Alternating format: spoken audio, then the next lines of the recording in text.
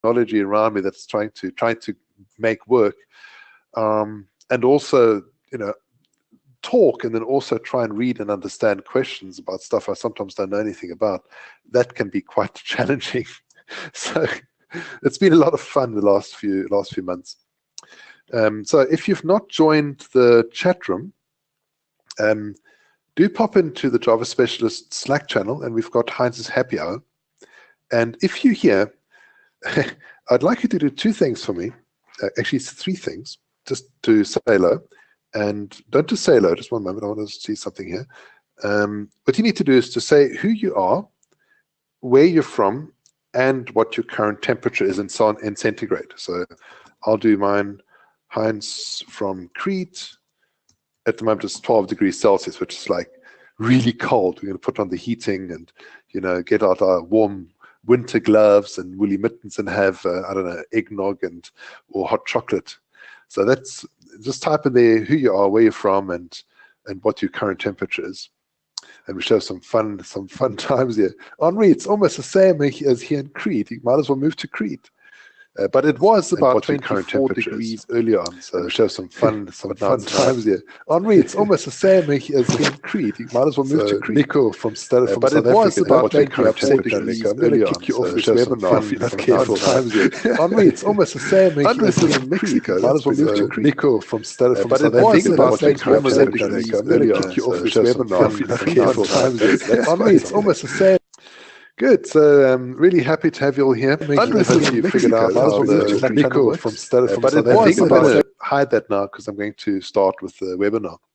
And a very hearty welcome again to those of you who've just joined. If it's your first time, it's also your last time, at least for now. We're going to take a break for I don't know how long. It might be a very long time or very short. We'll see.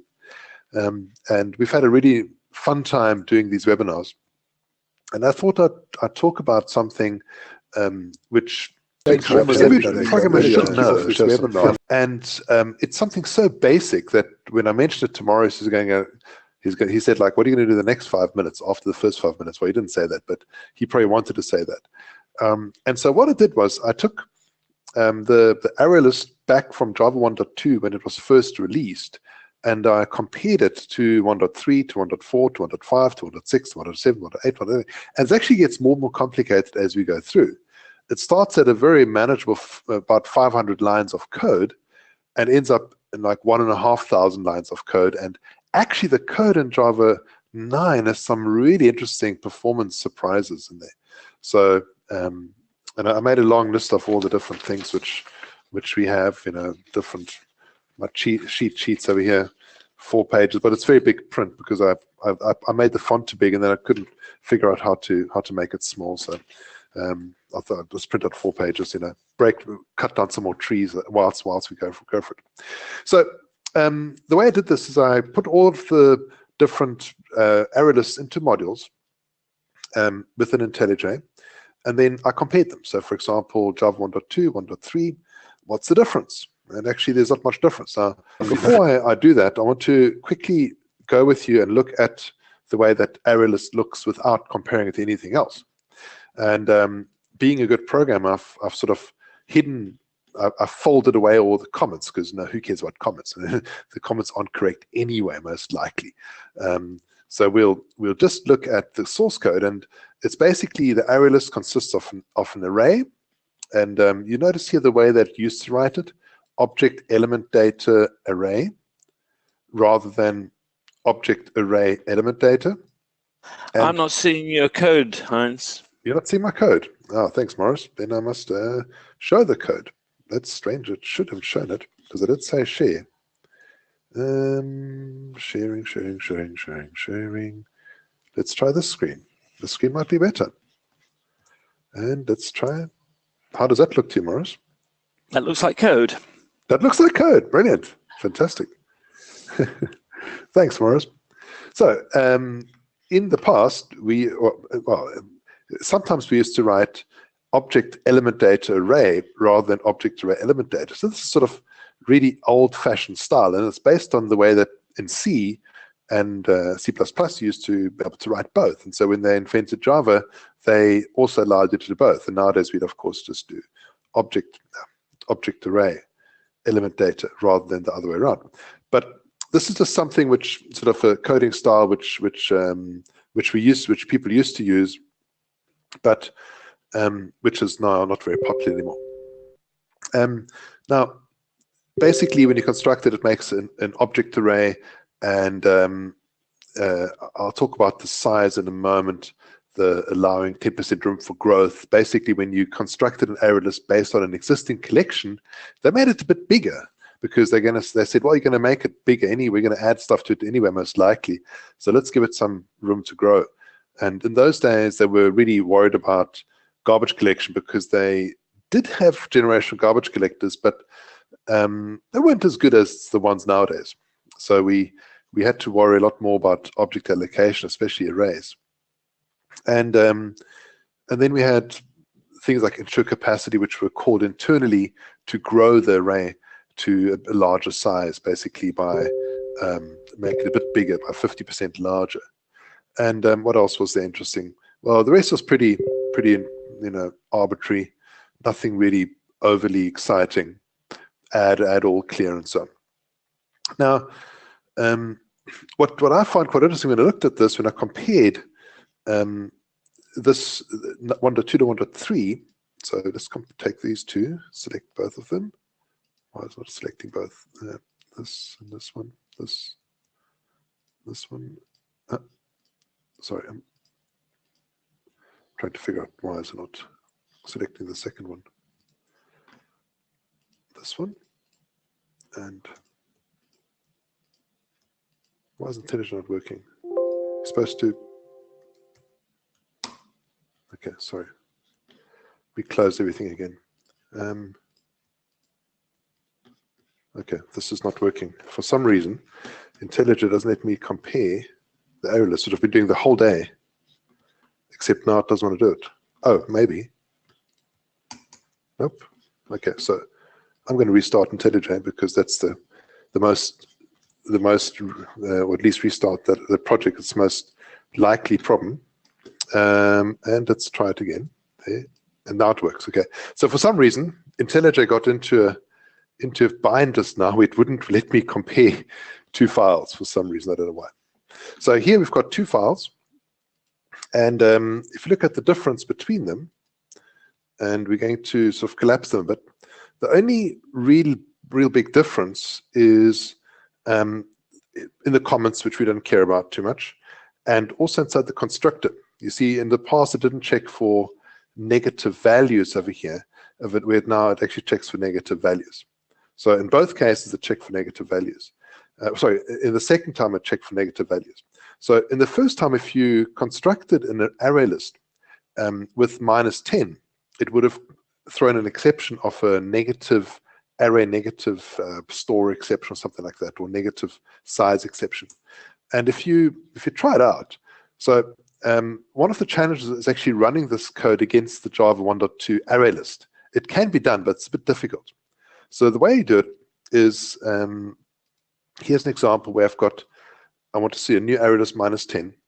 And if I run this against Java 1.2, the way I do it is with the boot class path. So right-click, run, and wait, let me see, I did somewhere else. Run. Okay. So you need to take your current directory, which is going to be this one, and in fact go to Art Projects Production. This was all set up before, but for some reason it all got lost. So that's life. This is the path where the Java 1.2 array list is compiled into. So if I now run the code, if I run this Java 1.2 to 1.131, I can say -x boot class path /p : and that directory. And when you run that, it complains about a negative array size exception. Okay, and if I run it again, and this time I put in there the 1.3, which is 13128, 13128, that's going to give an illegal argument exception, illegal capacity. Okay, so that's pretty basic. Now, the structure of the class remained the same, and because the structure remained the same, besides the constructor and the documentation, which nobody cares about, because the structure meant the same, it actually meant that the automatically generated serial version UID also remained the same. So if you serialized an object with Java 1.3 and 1.2, they were completely interchangeable. They could be read from one to the other. So what is quite interesting is that if you look at the code at the bottom where we have the write object and read object, they both are synchronized. So one of the questions I asked you when I sent the email is, how is it possible that a class which is not thread safe can deadlock? And for some reason, which I don't understand, I really don't, they left read object and write object to be synchronized. Now, I also copied over vector from Java 1.0, and 1.0 was the first time that you could actually serialize anything. And of course, there they also had a thread safe or a synchronized write object method somewhere in here. So write object, I think they should have had. No, they didn't. Well, they should have had. So the write object method that we have in ArrayList doesn't really make much sense, because nothing else is synchronized except for the write object and the read object, and especially the read object really doesn't make sense to synchronize. The write object sort of makes sense if you're going to be thread safe, but the read object doesn't make any sense at all, because you're still busy constructing the object. The object hasn't been published yet. So I mentioned that this can cause a deadlock. How is that possible? Well, if you look at the serial version, now this the Java 1.2 deadlock over here, you can see that in here, I'm creating two array lists. I'm adding AL1 to AL2 and AL2 to AL1. So they both reference each other. And then I make two threads. Each of the threads tries to write the array list, and it just makes an object output stream that writes to a binary output stream and writes the object over and over again, until we get a deadlock. And once every 100 milliseconds, I check with the management factory whether I've got a monitor deadlock thread. So if there's a deadlock on synchronized, and if there is, then we print out that we've got a deadlock. So if you run this code, I'm going to just grab this this path that I had before. So if I run this code with the boot class path pointed to Java 1.2 or 1.3, they both are the same, it actually deadlocks, which doesn't make any sense because there is no other synchronization there. So I would classify this simply as a bug, right? And if you run it without that on, so just Java 8, in fact that would be Java, I think it's Java 8. Java 8, it would not be deadlock. In fact, they took it out in Java 4. So if you compare Java 4 to Java 3, you'll notice that in Java 4 they've taken away the synchronize. So right at the bottom of the file, the read object and the write object are no longer synchronized. Now I'm just going to quickly swap over to the webinar picture, to the Slack channel, to see if there are any questions here. Stuart Marks. Okay, so if you run out of things to talk about, can you spot the bug in the ArrayList collection constructor from the Java 1.2 version? Okay, that's a nice challenge. I like that, Mara. So let's jump at that. Okay, I really like that idea. Okay, that's the challenge. I think we're going to go for that, Morris. The bug in the constructor. Okay, now let's go back to Java. You've taken the bait. Of course, of course. I mean, this is not. This is not just. It's easy to lure you on. It's not just anybody. I mean, it's It's Stuart marks, right? So I'm not sure which bug he refers to. Obviously, if it's a negative value, it's going to give an exception. There's another problem, and that's that the size of the object array, initial capacity, even if it's not negative, it could give an out-of-memory error, because object arrays are not necessarily able to. Oh wait, he's talking about the collection. This one. Yeah. Yeah. Oh, yeah, okay. Well, you can get a negative value here too. So size, I don't know if that's what he's talking about. No, you got arithmetic overflow because you're multiplying size by 110. No. That ends up in a negative number. That's a negative number. This gives you a negative number. So so if you for example have over here, so let me show you the difference here. From in Java 1.3, they fixed the problem with having array lists, which, when you construct them, grow the size of the previous collection by 10%. You see, the problem is the obvious problem here. If you look at the multiplication, is that we're saying size times 110 divided by 100, right? And what this does is, even if it's integer.max value divided by 100, if you multiply by 110, it's going to overflow, give you a negative number, and then divide by 100, and that is still going to be a negative number. Right? I don't know if that's what Stuart is referring to or something else. So c.size doesn't return a negative number. It's a bit obvious. That's not the one he's thinking of. That's too obvious. This can't possibly be. There's got to be something else. So okay, so what else? C.size, C.to array, taking an element data.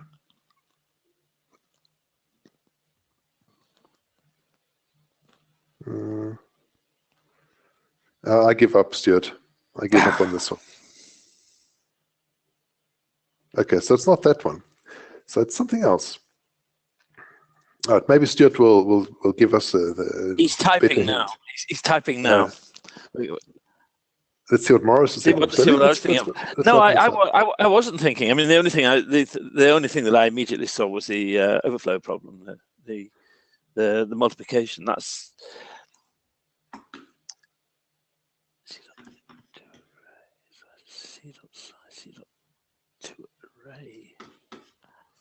Something in that last line, isn't it? It's something in the last line. The contract of collection.toArray is the problem. Well, toArray will make it might make a new object array. So c.toArray could potentially make a new object array. And so you actually would have to probably do something like this to make sure that it's correct, I guess. Let's look at the contract of toArray. I'm also not sure how that would really be a problem. Collection.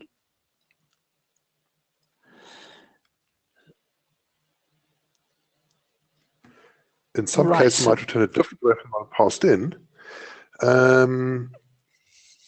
So in some cases, it might return a different array from one passed in. So I've got to think about this now, because the array that's passed in is okay. I think I know what Stuart's talking about. He's talking about the fact that a collection doesn't necessarily have to be or is not necessarily going to be supported by an object array, and c.toArray takes an object array as a parameter. So I think that's what it is, but I'm not sure. Okay, let's look at some other things, because and maybe some of the bugs that Stuart's thinking about will be sorted out later once we look at the walking through the different versions, because as I said, the first problem here was the overflow, right? Well, actually, initially we just had the negative number problem. And then, Morris, do you want to say something? No, Sorry, but I'll mute. So initially, the only difference between 1.2 and 1.3 was this one, that we could specify a negative number, and then from 1.3 to 1.4, what they changed in the constructor is that you could specify they tried to avoid having overflowing of numbers. So basically, they would take the math.min of size times 110 divided by 100, or integer.max value. So right. So Stuart's given us the answer. If you want to know it, it's pretty subtle. Sure. So he's saying the issue is if the source collection changes size between the call to size and to array, if it gets more than 10% bigger, to array will allocate a different array from the element data that's been passed, and because obviously we're not returning a value, the original code, the code that you have there, will throw away the newly allocated array, and it leaves the element data unchanged. So you're not actually getting. That's really subtle. That's really subtle. It really is. It really is pretty subtle. And actually the code that I typed would have solved the problem. So this element data equals that would have solved the problem.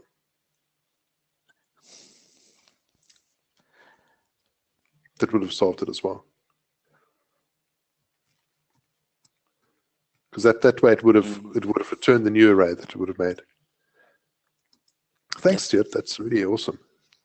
It's pretty, yeah. You want to be careful about taking up a challenge from Stuart. He spent a lot of time looking at this code. Well, that's more, it makes it more interesting. I've spent a lot of time looking at this code too. So let's look at this part here. We want to have 10% more growth. So the problem is that if you overflow, you actually, so size times 110 divided by 100 can overflow, because you first multiply by 110, which already might end up with a negative number. Oh, sorry, that's not true, because this is a long. All right, so that's actually not the problem. So, and here, let's check. So this is a change right here. That said times 110. I didn't notice this earlier when I was looking at this. In Java 1.3, they said size times 110, which would end up with a negative number.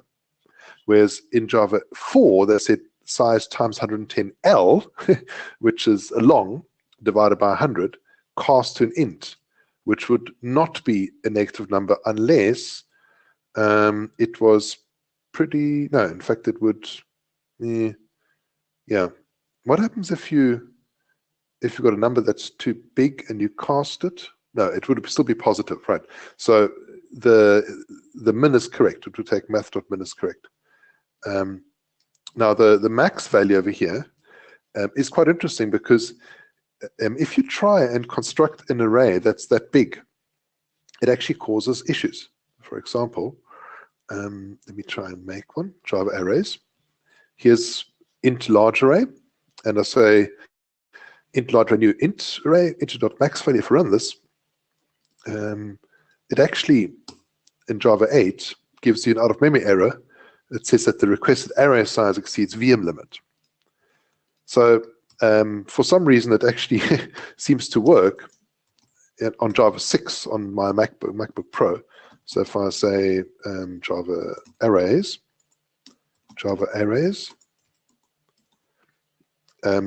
oops, yeah, I need to, of course, give it more memory. So minus x mx 16 gigabytes, then you can actually make such a big array. But with OpenJDK, you can't. You cannot make such a big array. And this, of course, also has effects on the way we do it. All right, let's look at the next thing, which is Java 1.3 to 1.4, some more changes between the two. In Java 1.3, we didn't need to have a serial version ID, because the structures were between 1.2 and 1.3 were exactly the same. But in 1.4, they added something called random access. Now, if you don't know what that is, a lot of people haven't heard of random access.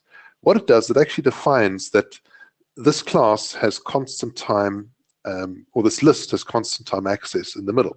So being able to find or to get an element in the middle with index is the same time, whether it's beginning or end of the list. And this actually is used in Java 9 quite interestingly. If you look at Java 9 array list, there's an abstract list, and the list interface, this implements this interface, and there's a method called splitterator. And the splitterator, since Java 9, checks whether it's a random access. And if it's random access, it uses a special random access splitterator. It didn't do this in Java 8. So if you wrote your own lists that happen to be random access and you tried to use the parallel streams, you wouldn't be able to get a very good splitting at all in Java 9, but Java 8. But they fixed that in Java 9. Right. So and random access, if something's random access, then you can actually access it, access elements directly with a constant time, as opposed to linear time like a linked list. A linked list is not is not random access. So that's one more thing between Java 1.3 and 1.4. Also, what they try to do is to avoid overflow, and the overflow is actually quite easy to do, even if you don't have so much memory, because if you take, for example, integer.max value divided by 100, and if you multiply that by 110 as int values, it will overflow into negative values. And so if you then divide by 100, it's still a negative value. And so this is why they changed that to, let me just grab that description quickly. That's why they changed it in Java 1.4 to avoid that bug. So if you run this code, what I've got is I've made an array list which is fairly large. It's got basically 200 million, 20 million elements, 20 million elements, which is quite large. Well, it was quite large back in the day when they wrote Java 1.4, but nowadays, of course, Java 8, Java 9, we've got such big machines that it's not such a big deal anymore. But you can see that even with this, it overflows to negative array size exception, which it shouldn't have done. And in Java 1, if you take this to 1.4 to the modern Java, it just works. So you can make a much larger array list from another array list. Okay. Now let's look at something else. So random access is used. We spoke about that. Also, the add all method now uses iteration. So let's look at that quickly. In Java 4, and the add all. So this does two-array instead of using iteration. So in the past, it would have used iteration, just the standard implementation, which looks probably like this, just iteration, and they've replaced it with an arrow copy. Okay, system arrow copy. So that should help a bit. They've also made the write object method not synchronized anymore, which gets rid of that deadlock that we saw before. Okay, and because they added random access, then I had to hard code the serial version UID. Now, one thing that's important is once you've basically made your serial version, you need to keep it the same, at least consistent, so that you can read and write data. And it's sort of, if you've got different systems with running the different virtual machines, you want to still be able to exchange data between them.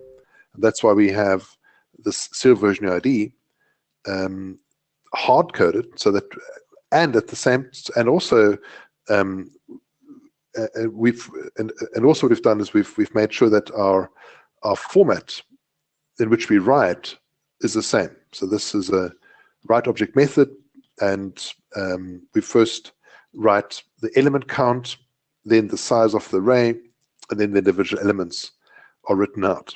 And so as we move through different versions, we have to stick to the same format in order to support different versions of the same class. Now, from Java 4 to Java 5, there actually wasn't such a big change, except that they added generics. And you might think that's a massive change, but it wasn't such a big change. You can see that they've made it an E array instead of an object array. And this was sort of when generics were first produced, quite often people used to use the generic array rather than object array. And of course, when you compile it, it actually produces an object array rather than an E array. And the object array, the E arrays is sort of a bit of a problem because you can't really construct an object, an array of type E because of type erasure. And you can see it in the constructor, they're actually constructing an object array and then casting it to an E array. Okay, and that's the sort of the early days of Java 5, people used to program like that. But we've stopped programming like that mostly. Nowadays, we more normally program with using object array as a type. And we'll see this change in a moment once we get to it. They've also changed the remove function. So if you look at remove, it's somewhere down here, besides the generics, which we'll ignore because that's not a really big change. No, not this remove, the remove object. There was a remove object in there somewhere. Let me try and find it. Remove object, right. So they added a remove object method, which wasn't there before. It used to just use the default remove object method. And I did some tests on that, and it seems to be about 10% faster than the old one, which would have been just the default, which would have looked like this, iterating through and saying iteration.remove. You still have the same problems with the computational time complexity of the remove taking too long, but it is slightly better. It's about 10% better in the tests that I ran. Let me quickly see if there are any more comments here. No comments. I hope you're going to talk. I hope you're going to talk about the joy of auto boxing or auto unboxing, so that if you have a collection of integer, then if you say I want to remove the element index 2, it doesn't know whether what you want to do is actually remove the integer object corresponding to 2 or the element at index 2. It's a beautiful ambiguity that autoboxing introduced with the collection remove method. Okay, so that's an old party trick I used to use a long time ago, Morris, when we used to when Java 5 first came around, autoboxing came around.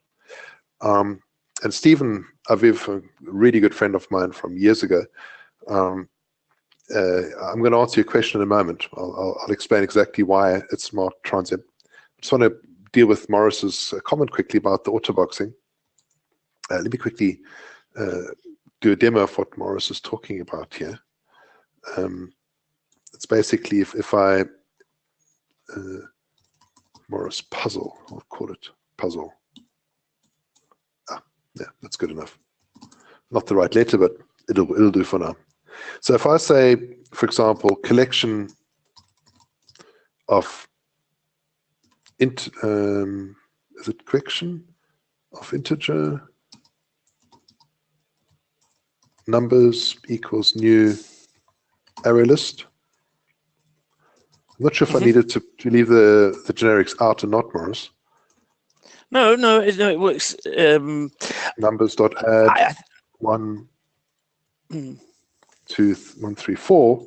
There's a numbers dot remove of 3. What does it actually call? Does it remove the item, or does it remove the 3? And I think I did this the wrong way around, actually. I think I was supposed to do it with an int. So int I equals 3, remove I, and now it's, no. I know what you're talking about, but I can't think of a good puzzle now for this one. So I'll skip it, if you don't mind. Okay. It's been too many years since I puzzled that one. I want to quickly look at the implementation of array list here. Stephen, we've got one field which is size and one which is element data. Now, if you look at vector was just the way vector was synchronized was we had element data and element count, and these were just just serialized by default. All of them just boom, serialized out with the default serialization. But that meant that if you had a vector which had lots of data inside, and then you removed most of the data, you cleared most of the data, and you wrote the vector a second time, the entire object array was sent out as well, was written out as well. Of course, this is quite inefficient. That's why in the array list, when they changed it, when they wrote the implementation of the write object, they made element data transit, which meant it doesn't get written out by default. Size is written out by default. And if you go to the bottom here, the write object method, default write object will write out the element count. Any hidden stuff? Does anybody know what this hidden stuff is? I couldn't figure it out. I don't think there's much hidden stuff written out there. And then write int writes out the length of the array and then the individual elements. So if you had an array list which at some point had 10,000 elements, and then you deleted them all, you cleared them all, and you wrote that array list, it wouldn't write out any elements because it wouldn't write out an empty array, for example, like the vector would do. So it's typically far more efficient to write an array list than a vector. And right now, I want to quickly go. I'm going to come back to this serialization in a moment because there's some other interesting stuff that happened in Java from Java 6 to Java 7. Let me try and get my notes here. Okay. So let's go back to Java 6, Java 5 to Java 6, and the first thing that I noticed was that they went back to using an object array rather than an E array. And the E array is sort of a bit slightly dishonest because you're saying, I've got a type-safe array list, but of course you don't. We've got type erasure, and that means that we throw away the type of the generic, and we just have really an object array internally. So this, however, means that we have to typecast to an E, which is necessary, but it's hidden from us. But it's more honest, I think. And you can see here that we're making an object array, whereas before we also made an object array, but we cast it to an E array. So that's a big one. What they also changed was not to have an expanded array, because if, for example, in the previous version, you could, in Java 1.1.5, if you asked for example, an array list which was fairly close to the max size, for example, max size -2, you can create such a large array with Java, with OpenJDK. I think you probably can go -8 would work as well. But if you try and copy that in Java 1.4, it would give an out-of-memory error because because you don't have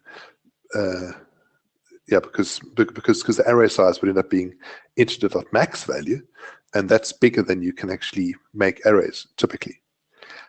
In Java 6, it works if you've got enough memory. So I'm not going to run this because it takes quite a long time to run.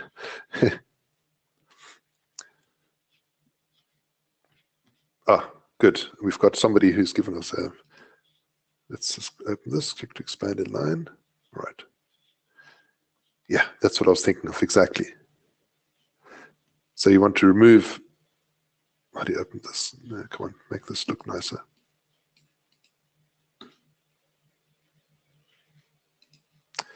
So this is Henri. Open a window. Let's open it in another window.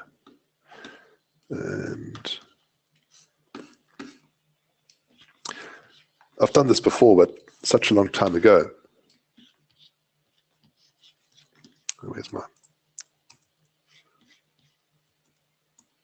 There we go. So, okay, 1, 2, 3, index equals 3, remove 3, and then of course it that should be remove index. I'm already saying that should be remove index. Oh yeah, of course. Yeah. Let's pop that in here, and we say remove index. So you'd expect it to remove the index at number 3, but of course it doesn't. Anyway.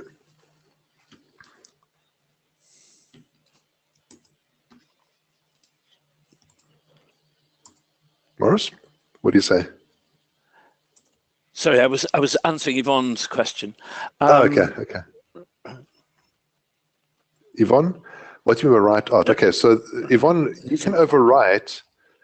You can write objects to a stream, to an object output stream.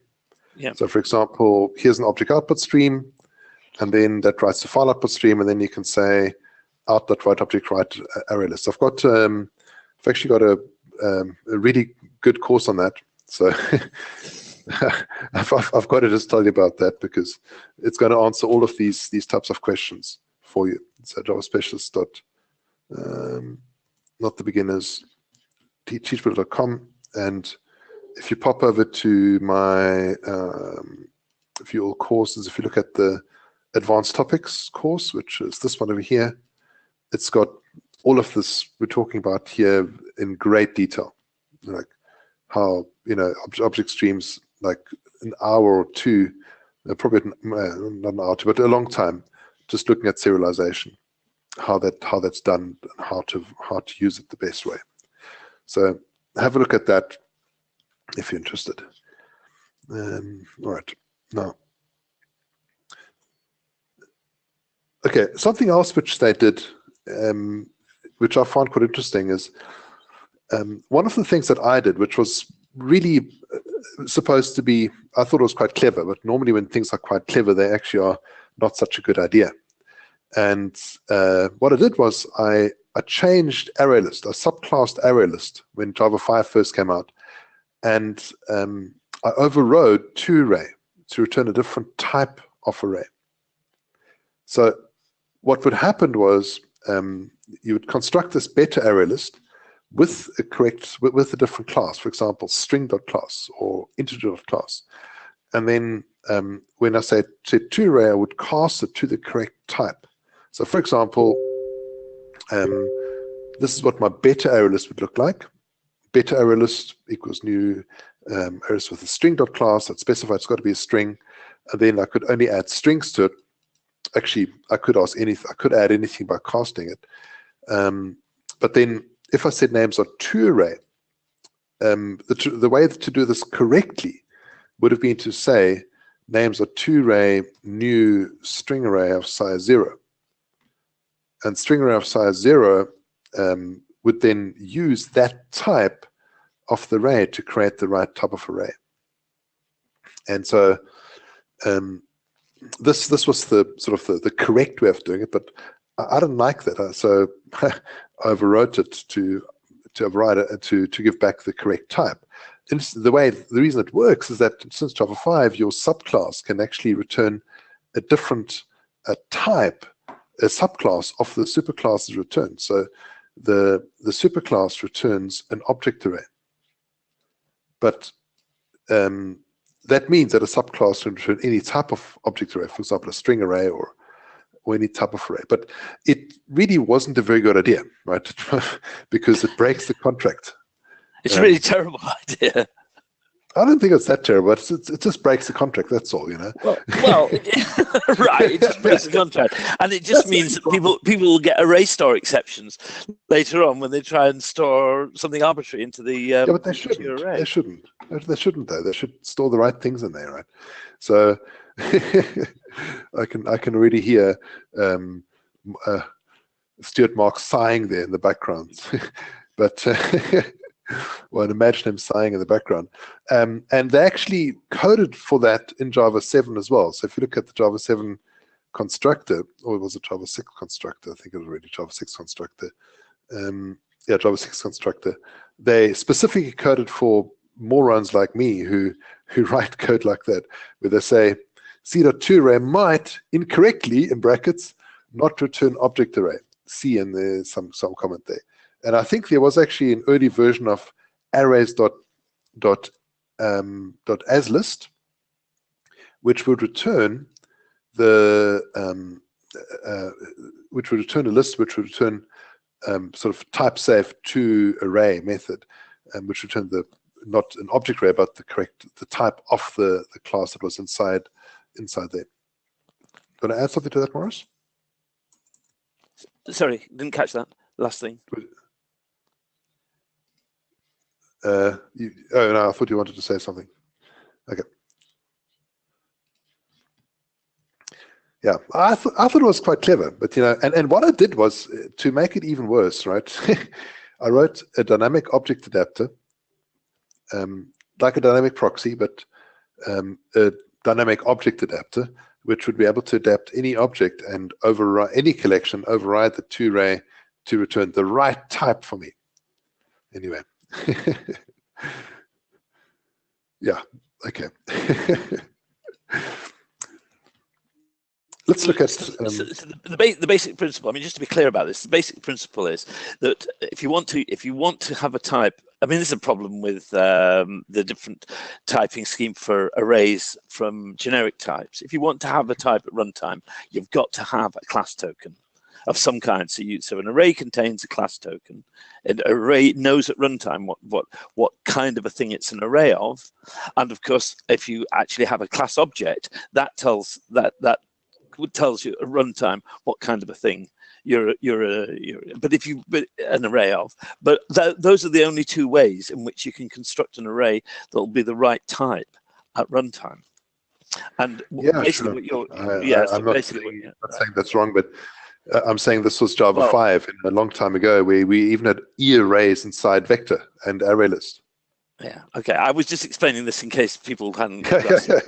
Yeah, please don't do this. Right. This is we all agree this is a bad idea.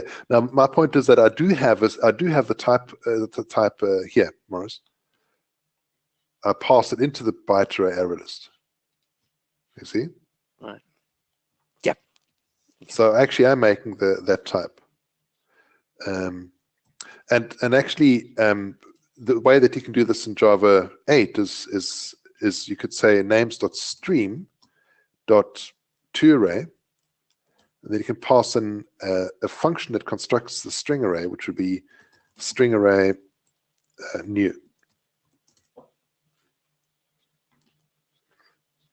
That's the way you can do it. And if you've got a large collection, you could do this in parallel, generate a parallel stream, and make the array in parallel.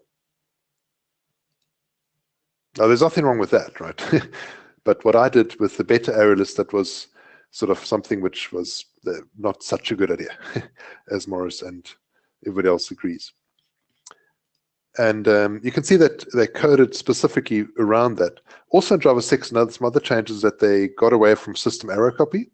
So we used to see lots of arrow copies around. Now there weren't that many anymore.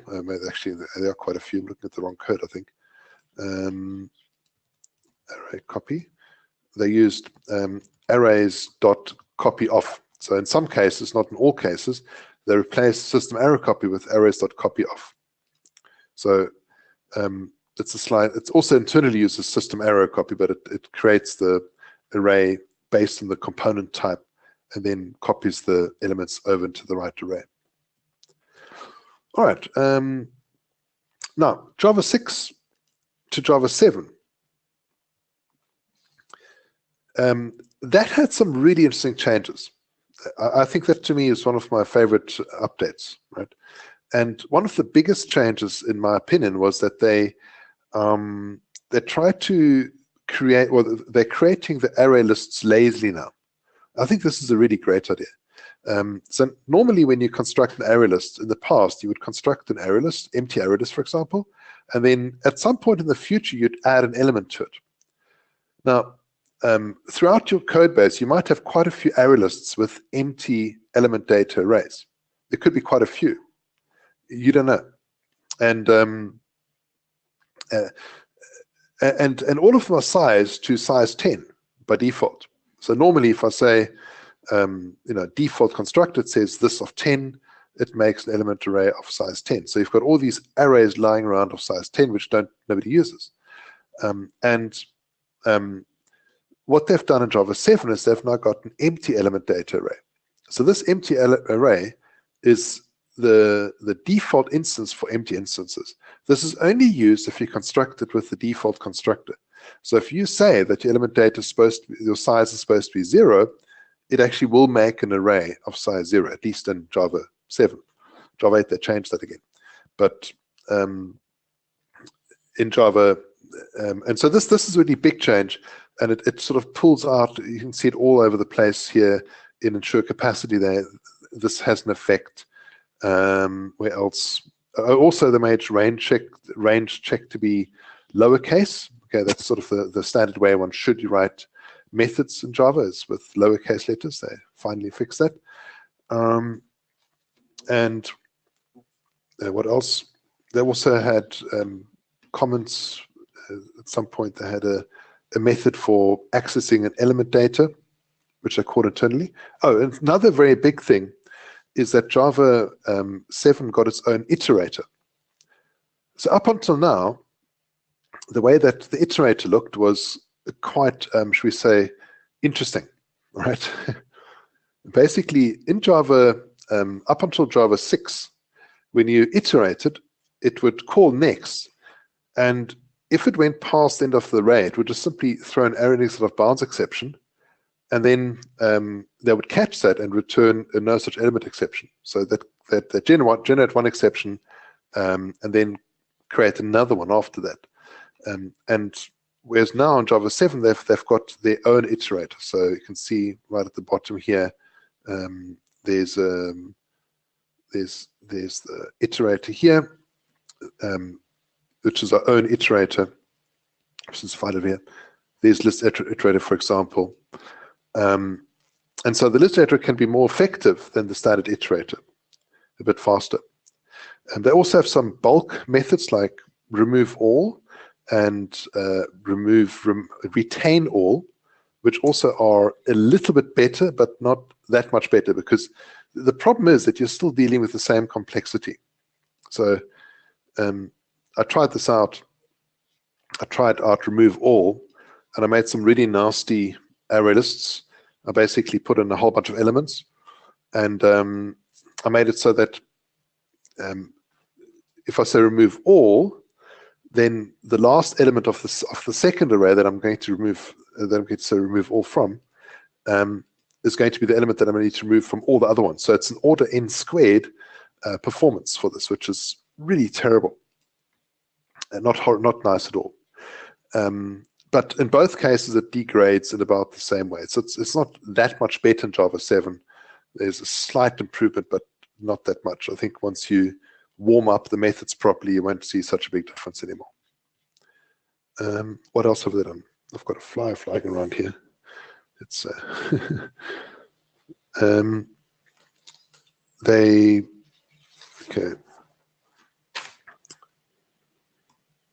Okay, then they also improved serialization. Again, so more serialization, and I really can only recommend that you do my course on because it's going to help you a lot, this advanced topics course. It really answers these questions a lot more detail than I've got time for.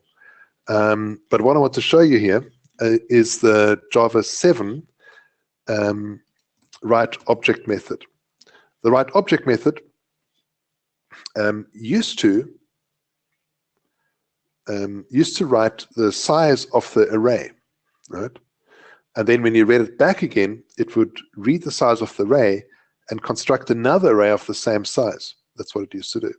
Whereas nowadays, what it does is that you write the actual number of elements in the array list, not the size of the array list, not the size of the element data. So when you write it, you write the size. And when you read it back again, you ignore the size, or what used to be the element data length, and then you read in the you read the size, and then you read in the capacity and ignore that, and you use the size to construct your object array over here. All right. So that was Java 7. The big things: element data. When you construct the empty array, it's pointed to an empty shared array. And then Java 8, of course, had more changes. So if we go from Java 7 to Java 8 and compare those two, I want to look at the most important ones. They've got a method called element data, which is quite interesting. Let's try and find it quickly. They've got a positional access operations, element data over here. And this is the same on both sides. There's another one that I was looking at, Java 7, Java 8. Okay, skip that. Now this element data method, at some point they said it made it X. There was another one, very similar one. Yeah, doesn't matter, I can't find it now. Now, the array list in Java 8, when you construct it with 0, it's also got an empty shared array, but it's a different one to the one if you don't construct it with any parameters. So that's a bit different. They've also got a split rater now. We spoke about that in another webinar a long time ago. And remove if. Now, remove if is quite cool. I want to look at that in the remaining time we've got. If you look at the in Java 7, if you wanted to remove elements from an array list, you'd have to do something like this. You'd have to construct an array.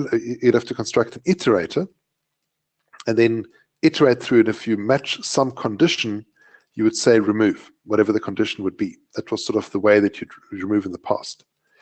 In Java 8, we've got a method called remove if, which takes a predicate and removes elements based on the predicate. Now, I'm going to run this just with the iterator approach, and you'll see that it's a quadratic performance as you run through it. So as the size doubles of the list, it takes 4 times as long. That's always a sign of trouble. So it's like it's like you bubble sort basically. And if you add the test remove if, it creates a bit set of what must be removed and then does an order in. So look at the performance difference. It's like single milliseconds. It doesn't even break a sweat. It's really quite amazing. Now, something which Stuart Marks mentioned to me when I was bothering him at Devox is, so it's quite interesting is that the sort function in Java 8, you probably know that the sort in Java 8 is now moved into the array list. So there's a specialized implementation of sort within the array list. In the past, the array list or the sort function used to copy whatever list it was into an array, sort the array, and then copy it back into the list. But since Java 8, there's a specialized sort function inside the array list, which actually sorts the array itself. So this is quite interesting. If you take this code list sorting over here, and you run it in Java 7, let me just get the right settings quickly. Not this one. Oops, not that one. Yeah, no, it's got to be this one. I've lost my boot class path for some reason. I don't know why. Run. Okay, I'll have to just make it again. It was this one over here. So let's go and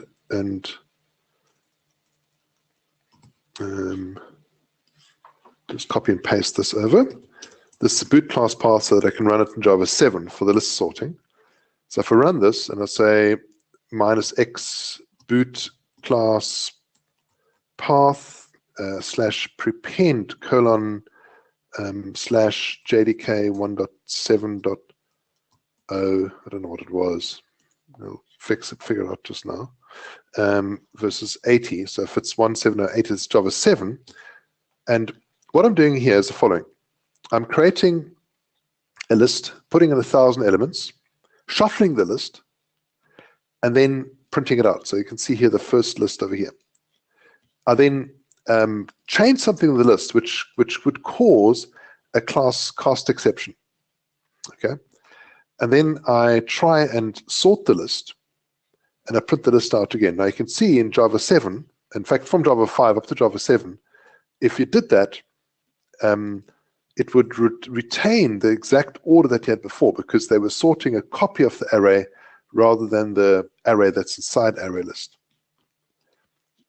And if you go to Java 8, 8.0.144, then it actually gives you back a partially sorted list. And somewhere inside you'll see this hello world string that caused the class cast exception. So if you have a, if you've got any collection which causes an issue, a class cast exception, this is going to end up breaking your sort and end up with destroying the sort. So you don't get back to the original. You end up with a collection which is completely jumbled up. Well, it was jumbled to start with, but it's more jumbled now. Now Java 9 gets even more interesting. In Java 9, they start to code in a very different way. You can almost see, it almost looks like the guys who are coding on this code have gone to Martin Thompson's mechanical sympathy course. And the reason why is because of this one over here, where, sorry, I've got it the wrong around now. I need to put this one in first. If you look over here, they've actually taken the add function and split it into two, so that each of them fits under 35 bytecodes in size. So that's also really interesting. Yeah,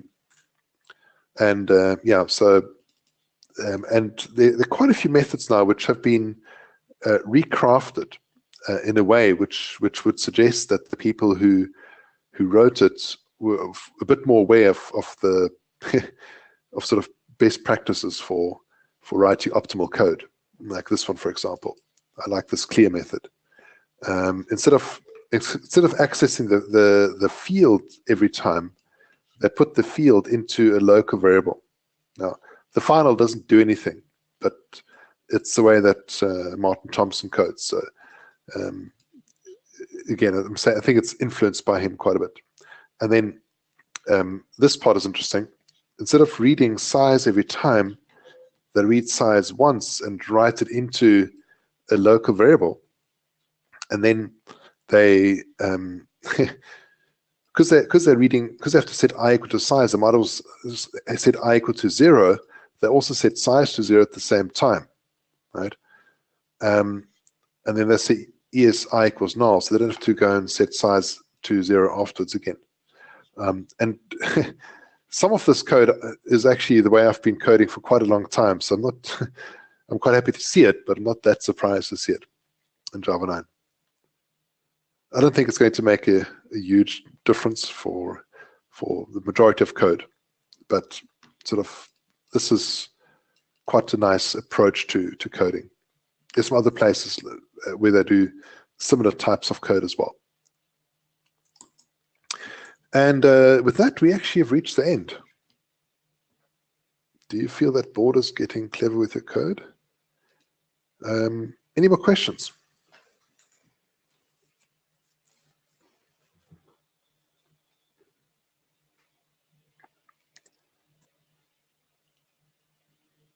Well, I'm very impressed. You did manage to get it done. Well, you're not exactly on time, but yeah, we're slightly over.